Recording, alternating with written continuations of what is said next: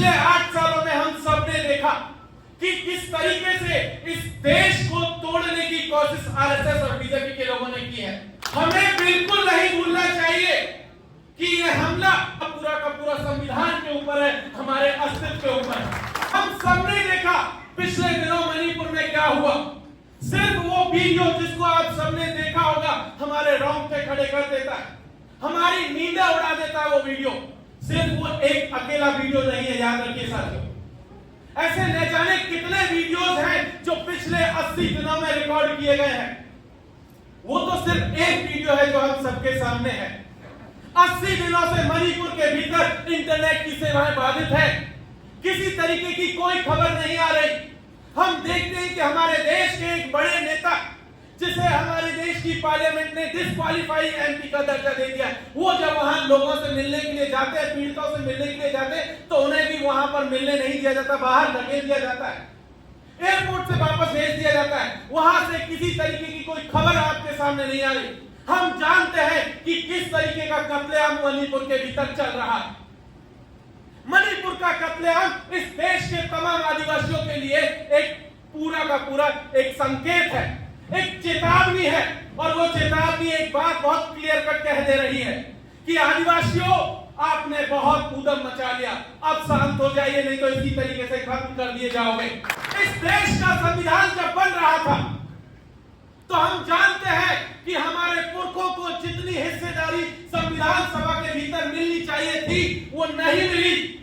चाहे हमारे अनुसूची 5 का मामला हो, अनुसूची 6 का मामला हो, जिनके तहत आज भी हमारी जमीन है कोई दूसरा नहीं खरीद पाता है, उसी हमले, उसी अधिकार के ऊपर, उसी अनुसूची 5 के ऊपर यह हमला है। मणिपुर के भीतर अनुसूची 6 लागू होती है।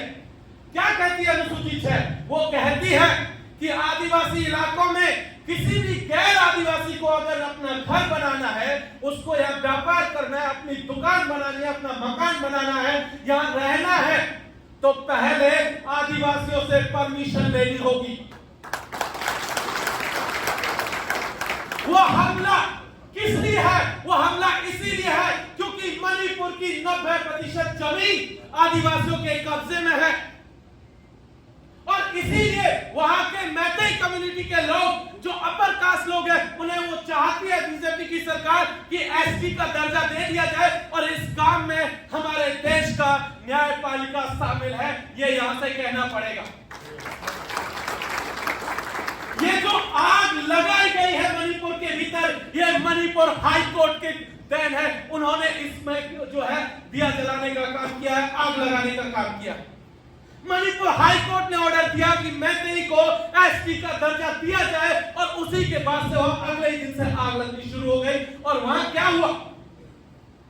लगभग 65% मैतेई वहां पर हैं। बाकी जो है वहां पर आदिवासी हैं, जिनमें कुकी हैं, जो है नागास हैं। लगभग 35% की आबादी है इन आदिवासियों की, लेकिन जमीनें लगभग 90% है। और मैतेइयों के पास जमीनें नहीं है, केवल वो घाटी में सीमित है, मणिपुर की राजधानी में सीमित है। अब उनको आदिवासियों की जमीनें चाहिए तो उन्हें एसटी का दर्जा देना पड़ेगा। और ये काम बीजेपी की सरकार ने हाई कोर्ट के थ्रू करवाया और हाई कोर्ट के ऑर्डर के बाद लॉ एंड ऑर्डर कंप्लीटली वहां पर कोलैप्स हुआ। और उसका नतीजा हमने देखा कि किस तरीके से आदिवासी बहनों को नंगा करके सड़कों पर परेड कराई है।